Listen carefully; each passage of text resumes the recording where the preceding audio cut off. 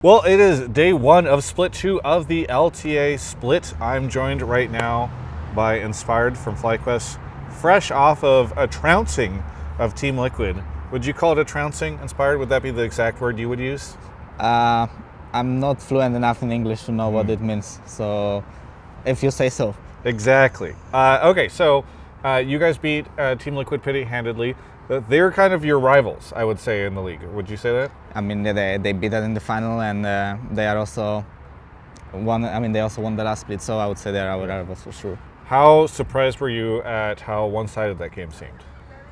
And in game, it didn't really feel that one-sided. Like they picked Kalista, Renata, and they kind of won their lane, and then they were like trying to get objectives. But eventually, I think our team com was just slightly stronger in the 5v5s. We took the team fight and we won. And from that point onward, we just had the lead during the game, so we could dictate what is going to be happening. And I don't know. It looked honestly, it felt like a close game. Maybe It didn't look like it from the outside, but during the game I knew that if we make mistake we can lose. Yeah, there was a lot of back and forth, so maybe not super close, but I just mean like especially towards the end of the game, it just really felt like you guys almost always had the lead, other than one little moment I think around Baron. But yeah, I mean, what has changed over the course of the last couple of, I guess, months? How long has it been since you guys played these guys? 6 weeks? Something like that. How long is it, or what has changed since the last time you faced them? I don't know, last time we also beat them. So, I mean, last time I remember I was playing Vi against them and I kind of carried some team fights, and now they banned Vi. So I still had Xin Zhao and I also carried some team fights against them. Yeah. Maybe they need to start drafting comps that are good against me. I'm not sure. Maybe that's the recipe, because so far I feel like both games I played I had pretty good champs, like interaction against enemy champs, so I could do a lot in the game, and so it felt pretty good. Well, Umti, I think, has been getting a lot of heat from the community, and as the jungler that was just playing against him, what are your thoughts on him as a player? I think he's a fine player. To me, he's not a special player or someone that will make a difference. He's just like a guy that if you give him a job, I think he will do a solid job. I think in the close moments, I think his decision making might not be the best. When I play team fights against him, it's very rare for me that I'm like surprised what he did, and that ended up being pretty good. So I think if you play a standard game, especially through the whole early mid game, I think he knows his job and it's hard to punish him. But when the game comes to the point where it's not that much about macro, but more about your understanding of your champ and just playing on mechanics, I think he's just not that scary. Yeah. So I mean, overall, I think he's very solid. I think the other people in the league or junglers in the league are way worse at doing their job, which I think he's good at, and I think they're also not that great at team fighting. So that's why I think he looks like one of the best ones. Okay. And then, in terms of the break, we had a ton of changes that came into the format of Split 2. Yeah. Now, did you know what the format of Split 2 was before? No, honestly, I just heard that we are playing best of ones right now, that we can lose, because even if we lose, we are still in playing best of 3 or something like that. So basically, right now we are just playing for fun games. That's what I heard. And yeah, I don't really know how the format works, honestly, still. So yeah.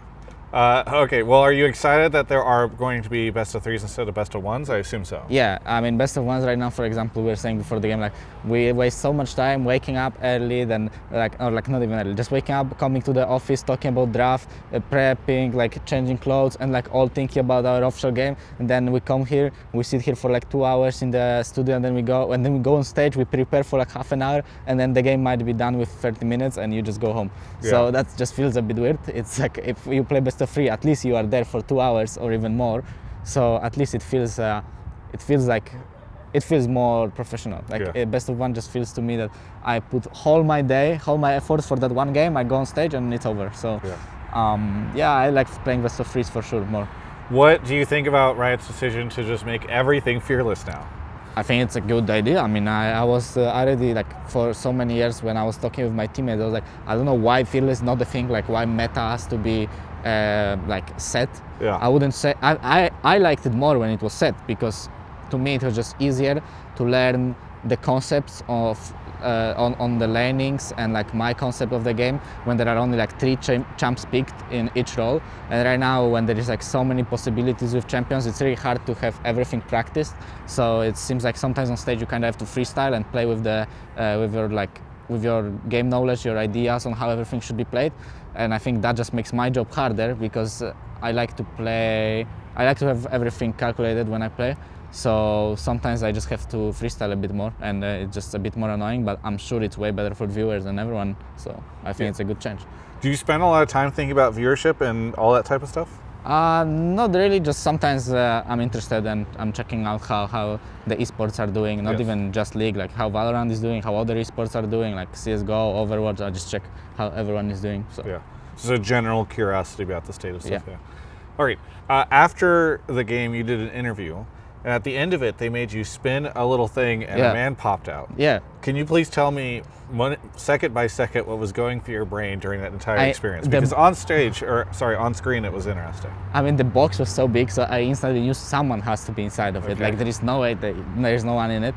And I was wondering what that day there would be like a present, but I didn't know what the present is gonna be. And then the guy pops up with the plushie, and I was like, wow, I love this plushie. It's like a Renekton, looks pretty cute, and it feels way better to get it than actually getting a win. So I was like really happy. Well, that was more exciting than the team. Yeah, I was like, what do they have cooking for me here in the box? That's nice. Oh, I'm glad. On screen, I think there was a lack of energy, you know, like, because Jat's like, do this, and then you spin it, and then the guy pops out and hands it to you, and you're I like, got scared when he popped up. I was like, whoa. Okay, but you knew there was going to be a person. Yeah, but like he jumped really fast, like. Okay.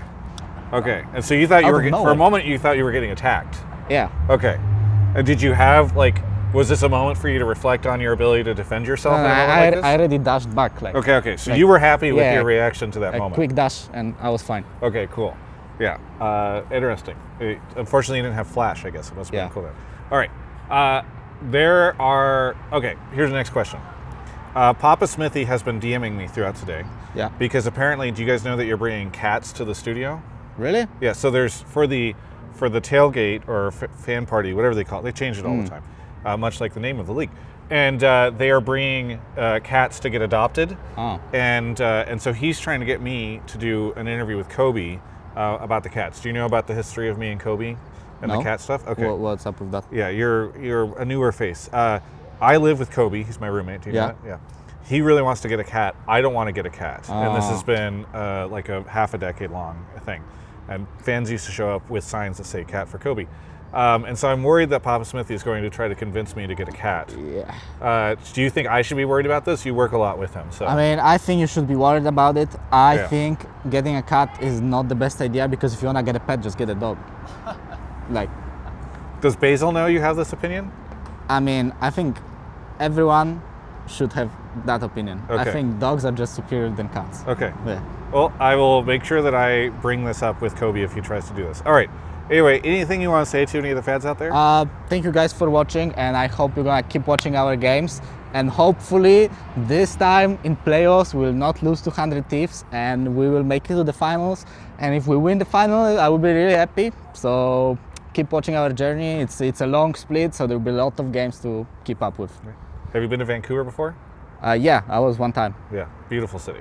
All right, thanks for watching. For everyone else, you can check out the rest of my coverage of all things LTA right here on my YouTube channel. Tariffs. Yes, I'm trying to tariff you right now by asking you to become a member of my YouTube channel for just $2.99. I know they're all the rage these days. You know, we're doing them, they're doing them, you're doing them, I'm doing them. $2.99. You can become a member of this YouTube channel. You get access to exclusive stuff. Most of the time you don't even get anything extra for tariffs, and this is just like a tariff where you get something. Maybe it's more like a purchase, and then that would get tariffed. I don't know. Right now there's no tariffs on my YouTube membership to my understanding. So get it while you can.